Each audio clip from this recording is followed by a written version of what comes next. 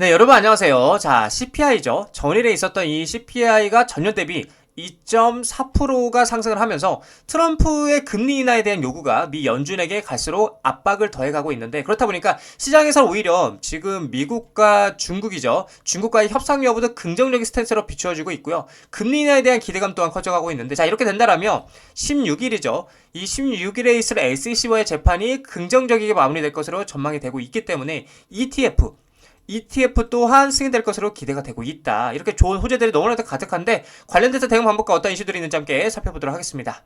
자, 뉴스를 보게 되시면 관세 여파는 없었다. 미국 5월 CPI 전년 대비 2.4%가 상승을 했는데, 자, 도널드 트럼프 미국 대통령이 관세 정책 여파로 우려됐던 소비자 물가 상승은 나타나지는 않았다. 오히려 미국의 소비자 물가 상승세가 지속 둔화하고 있는 것으로 나타나고 있고요. 미국 노동부는 5월 미국 소비자 물가지수 CPI가 지난해 같은 기간보다 2.4%가 상승했다 밝혔고요. 이는 시장 전망치에 부합한 것으로 집계가 됐다.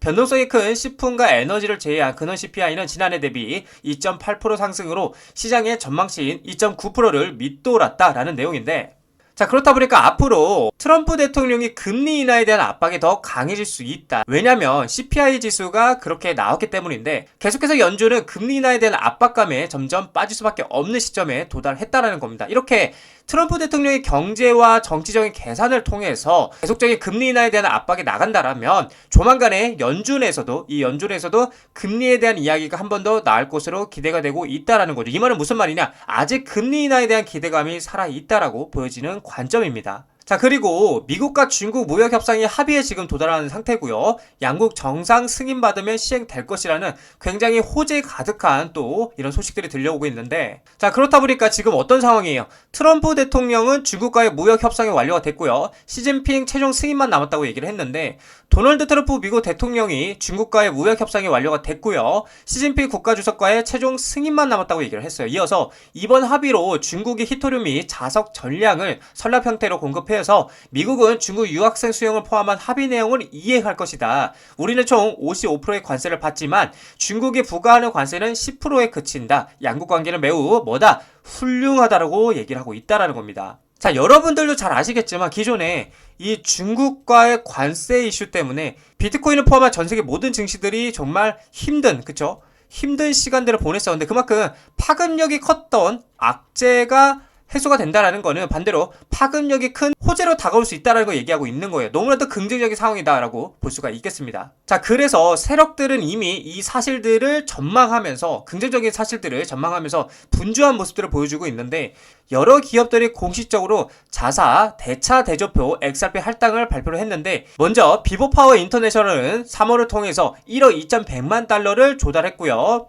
미국 의약품 유통업체인 웨지스틱스 헬스는 XRP 인수를 지원하기 위해서 LDA 캐피털로부터 5천만 달러 규모의 주식 신용 한도를 확보를 했고, 또한 6,000개 이상의 약국으로 구성된 자사 네트워크에서 XRP 기반 결제를 사용할 계획이라고 얘기를 했어요. 또 웨브스 인터내셔널은 국경 간 지불 인프라 강화를 위해서 XRP 재무준비금을 구축하는 것을 목표로 3억 달러 규모의 부채 자금을 조달하기 위해 SEC에게 시청서를 제출했다라고 얘기를 하고 있습니다. 자, 그래서 매사리는 기업이 XRP 재무준비금에 할당할 총 금액이 현재 얼마예요? 4억 7,100만 달러를 넘어섰다고 분석을 하고 있다는 거예요. 정말 어마어마한 금액인 거죠. 이처럼 우리 개인 투자분들에게 제가 계속 말씀드리고 싶은 게, 우리는 돈의 흐름과 수급을 어떻게 해야 된다? 파악할 줄 알아야 된다라고 말씀을 드리고 싶어요. 이 많은 기업이 이 많은 돈으로 리플을 사모으고 있다는 거, 그만큼 리플의 전망을 굉장히 긍정적이게 보고 있다는 관점이겠죠. 자, 그래서 우리에게는 6월 16일 이 SEC와의 리플 소송 재판이 굉장히 중요한 중대 분기점이 될 수 있다고 말씀드리고 있는데,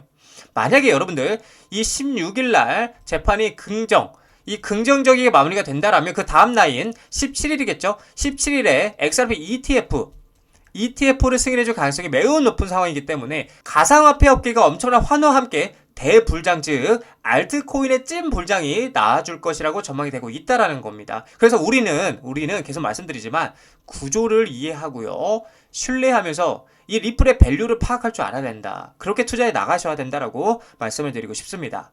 자, 리플 차트를 보게 되시면 계속해서 이 박스권 안에서 횡보하고 있는 모습 보여주고 있고요. 제가 중요하다 말씀드렸던 이 넥라인을 일시적으로 돌파하는 듯 보였으나 다시 한번 저항을 받고 나서 하락하고 있는 모습 보여주고 있는데 결국에는 이제 또 3,000원짜리의 지지 여부를 확인하러 간다라고 볼 수 있겠죠. 자, 그래서 이번에도 만약에 3,000원짜리를 지지를 하게 된다라면 이번에는 강하게 수급이 들어와 주면서 이 3,250원짜리를 돌파해 줄 것이고요. 그리고 나서 이 상방 채널 위에까지만 안착해주는 그림이 나와준다라면 계속해서 전 고점까지 리테스트하러 올라갈 수 있는 길이 열린다라고 제가 말씀드릴 수 있겠고, 반대로 이제 결국에는 3,250원짜리를 돌파하지 못하고 3,000원짜리가 돌파 당하게 된다라면 전 저점 구간인 이 2,500원짜리로 쌈바닥 리테스트를 하러 떨어질 가능성이 크다라는 것도 여러분들 참고를 해주셔야 돼요. 그래서 간단하게 생각하면 됩니다. 상방으로 봤을 때, 그러니까 상승 관점에서는 3,250원짜리를 돌파 여부를 보면 되고, 하락 관점에서는 3,000원짜리의 지지 여부를 확인하면 된다라고 여러분들에게 말씀을 드리고 싶습니다.